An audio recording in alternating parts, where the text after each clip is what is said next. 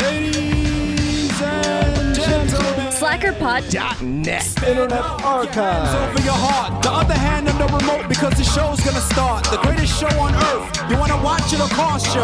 Freedom ain't free, but we'll make you an offer. Now here's your host, DP Hey guys, this is DP. I came up with this idea as a way that you can listen to our old episodes, because we have like 40 old episodes that we just have nowhere on the internet anymore. And I can't afford the money to pay for hosting for this, so we're going to do it on YouTube. I took the episodes and squashed them down to about 20 minutes of good stuff and threw them in two-part videos on here. You can get on, you can listen to 10 minutes of a show and then go on your way, or you can keep listening to all of them. I don't care. It's YouTube. Just watch them. Please go to www.SlackerPod.net and check out the new shows, and check us out on iTunes. You can rate and subscribe, and even better, review the show positively. That would help us so much. Thanks for listening to the show. I hope you enjoy it. This is episode 39, part 1. Tony, Sean, and DP are all hanging out, and Tony decides to tell a joke I think he heard in Middle-earth from Treebeard. Yeah, how about, what did one tree say to the other tree? What? Geometry. What? Little math humor there. Yeah, who's queer now? My geometry teacher told that joke. All right. I'm sure he did. Probably every semester. Yeah, probably every multiple semester. times. A few times a day, even. I was not very good at math growing up, and by like my junior year, I was like genius because algebra like a few times. It's not fucking funny. You were the smartest kid in your algebra class the third time you took it. I think I took it twice. Oh. And then everything else I did fine. But like, I never actually took an Algebra 1 class. It was called pre-algebra, which was basically Algebra 1 split in 2 years. Yeah, so like, I had to take pre-algebra in my freshman year because I was an idiot. Yeah. And then algebra, and then geometry, and then algebra 2. Past algebra 2? Fuck that. I'm not smart enough for that shit. But I can do basic math now. Quick, Tony, give me a problem. 2 times 12. 30, 12. God, see, I'm amazing. And like math, and it's like, seriously, like when you're in school and everyone's like, you know, don't have that attitude like, I'm not going to need any of this crap. You know, all of this will come up again in your life. Nope. When was the last time you had to use the FOIL system? Remember that? Yeah. Oh, the other day, I was at the grocery store, and I had to put 2 inside parentheses and times it times. So it's like, you don't use math. Like, yes, if you're molding a kid who's going to be a physicist or a scientist or something like that, they need the math. To become the next Daniel Faraday. But guess how many kids I went to school with that are do anything close to a science or math related field? 2 or 3. Yeah. And by the time they're that's crap like geometry and calculus in high school and stuff like that, the kids that are taking those classes, you know, you don't need it. You know what I mean? It's like by that time, it's like I knew I wasn't smart enough to be a fucking marine biologist or anything, you know? So I really didn't have any interest in geometry. Yeah. I mean, it's just, I don't know. Why do they need to teach anything past like the multiplication table? Go on to the vocational school anyways. Exactly. I'm going to vocational. Because there's actually people that were like, because people in like high school like that took like calculus, then whatever was after that. The abyss. Death, because you would go crazy. Because every time I saw those people, they were so goddamn stressed out. I was like, good thing I did not become smart. It's like, oh man, working on your calculus homework? Yeah, I got really high last night. I had a lot better time than you did. Oh man, it was so awesome. But good luck with that. Good luck with your math Stress problems. yourself out in your teenage years so you'll never have a chance to have fun your entire life. Yeah. And then this happened a little bit later. SlackerPod.net. So, I mean, I'm sure the whole world is on pins and needles for the World Cup, which is going on. Wait, yeah. Have you guys the U.S. played again?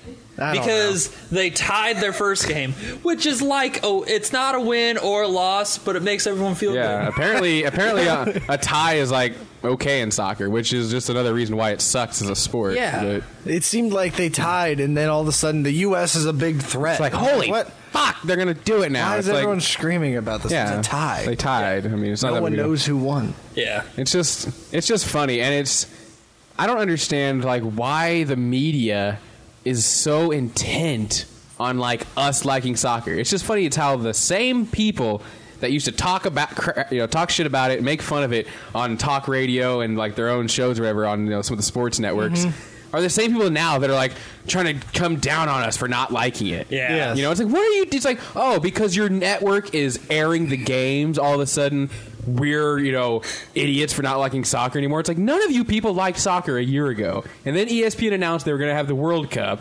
And all of a sudden now it's like, why don't you guys like soccer? Well, what's wrong with you? It's like, you guys all used to say the same crap about how it was boring and you didn't understand it. Yeah. And now they're just like, that was amazing. That was amazing watching that game against England. It's like, what are you talking about?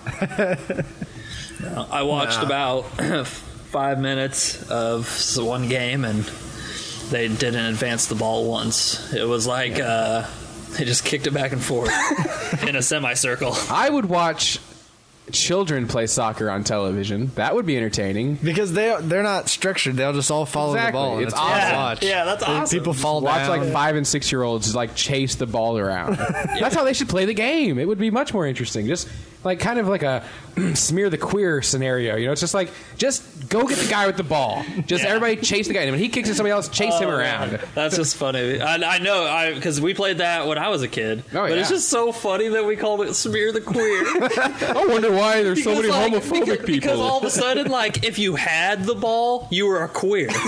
Like, how's that work? Right. It didn't make much sense, but it was a fun game. It was very fun. But like, it's just so funny. Like, Just end with me running, screaming. No, I'm just kidding. when you look back on like games and like things like that when you're a kid, you're like, well, no wonder like there's like all these gay people have like such a problem like coming out and being comfortable, and all these other people are so homophobic. It's because we were just like, you were just conditioned that way. Yeah. I mean, the next, the generations coming up now will be far more understanding and like accepting of the idea of it. I mean, like, look at us. We didn't have a problem with gay people. Hell, I didn't even understand. I didn't know what a gay person even was probably when I was 7 or 8 years old at that time. You're going to chase that fucking queer all over but the place. we called the All game over the Smear the goddamn Queer. yard. So it's like I was conditioned to like have like a problem with it.